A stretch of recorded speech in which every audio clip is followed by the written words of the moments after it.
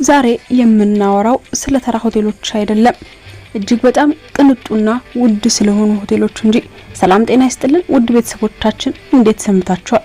በአለማችን ላይ እጅግ በጣም ብዙ ዶላሮችን ከፍለው አንድ ምሽትን ብቻ ስለሚያሳልፉ ሰዎች ያውቃሉ?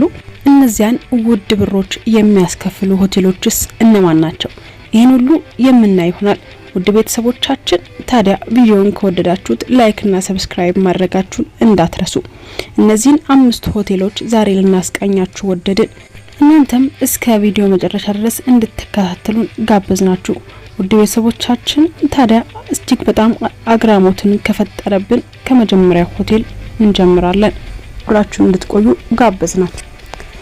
በአምስተኛ ደረጃ ላይ ያስቀመጥነው በአሜሪካ ላስ ቬጋስ ፓልምስ ካዚኖ ሪዞርት። እዚህ ሆቴል ውስጥ ያለው ኢምፓልስ ዋይት የተባለው ክፍል ለአንድ ምሽት ለመከራየት ብቻ $100,000 ያስከፍላሉ።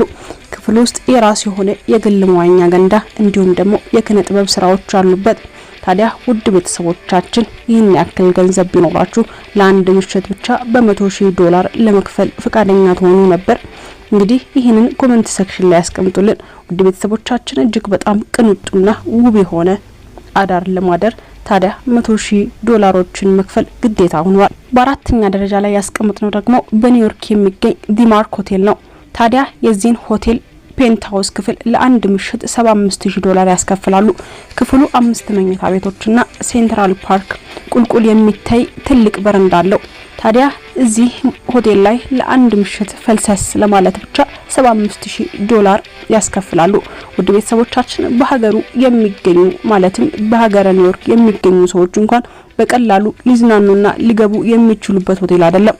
እጅግ በጣም ትልልቅ ፈርጠም ያለ ገንዘብ ያላቸው ሰዎች ብቻ እንዲገቡ የተፈቀደ እንጂ ማንም ገብቶ እንዲዝናና የተፈቀደ ቦታ አይደለም። ምክንያቱም እንደምታዩት ዋጋው እጅግ በጣም የሚያስፈራ ነው። $75,000 ወደኛ ሀገር ቢመጣ ደግሞ እጅግ በጣም ብዙ ትልልቅ ስራዎችን መስራት የሚችል ነው። ሶስተኛ ደረጃ ያስቀመጥነው ደግሞ በስዊዘርላንድ ጄኔቫ የሚገኝ ሆቴል ፕሬዝዳንት ዊልሰን ነው። እዚህ ሆቴል ውስጥ ለደህንነት ትልቅ ቦታ ይሰጣል። መስኮቶቹም ጥይት የማያስገቡ ናቸው። ታዲያ እዚህ ሆቴል ለአንድ ምሽት ብቻ $80,000 ያስከፍላሉ።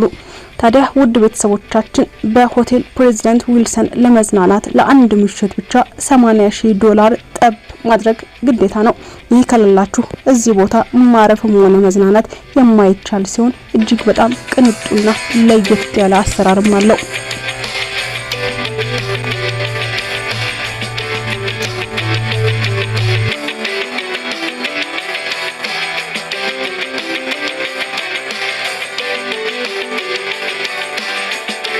በሁለተኛ ደረጃ ላይ ያስቀመጥናት በሀገረ ዱባይ የሚገኝ በአለማችን ላይ ብቸኛው 7 ስታር ሆቴል ተብሎ የሚታወቀው ቡርጅ አሊ አረብ እናገኛለን።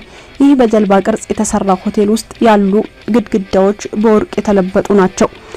ለአንድ ምሽት ብቻ $25,000 ያላነሰ ምናልባትም ደግሞ ከዚያ በላይ ገንዘቦችን ያስከፍላሉ። ታዲያ እዚህ 7 ስታር ሆቴል ውስጥ ለማረፍ በአንድ ሌሊት ብቻ $25,000 ማጥፋት ግዴታ ነው።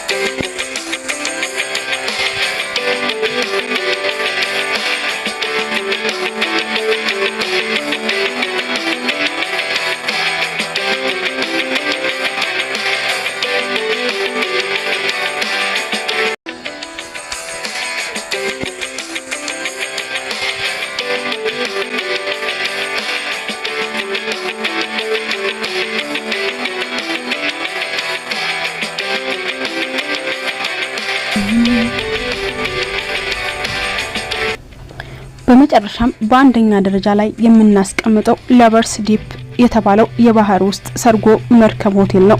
ይህ ሆቴል ከባህር በታች የሚገኝ ሲሆን አንድ ምሽት ለማሳለፍ ብቻ $150,000 መክፈል ግዴታ ነው። ውቅያኖስ ውስጥ አስገራሚ ፍጥረታት ጋር አብሮ የመተኛት ያህል ነው። ታዲያ ለአንድ ምሽት ብቻ $150,000 መክፈል ግዴታ ነው። ላቨርስ ዲፕ የተሰኘው ሆቴል እንግዲህ እጅግ በጣም ቅንጡና የሚያምር ሲሆን ደግሞ ታዲያ ባህር ውስጥ ገብቶ ፈልሰልስ እንደማለት ነው። እዚህ ቦታ ላይ ገብቶ ለመዝናናት $150,000 መክፈል ደግሞ ግዴታ ነው። ውድ ቤተሰቦቻችን እጅግ በጣም አስገራሚ የሆኑ ሆቴሎችን ተመለከትን። ነገር ግን ይህን ያክል ገንዘብ ቢኖራችሁ ኑሮ የትኛው ሆቴል ምርጫችሁ ይሆን ነበር? የትስ ነበር ሄዳችሁ የምትዝናኑት? ምኞት አይከለከልምና ኮሜንት ሴክሽን ላይ ያስቀምጡልን። አንድ ቀን ይሳካ ይሆናል። ቸር ሰንብቱልን ውድ ቤተሰቦቻችን። በሌላ ቪዲዮ እንገናኛለን።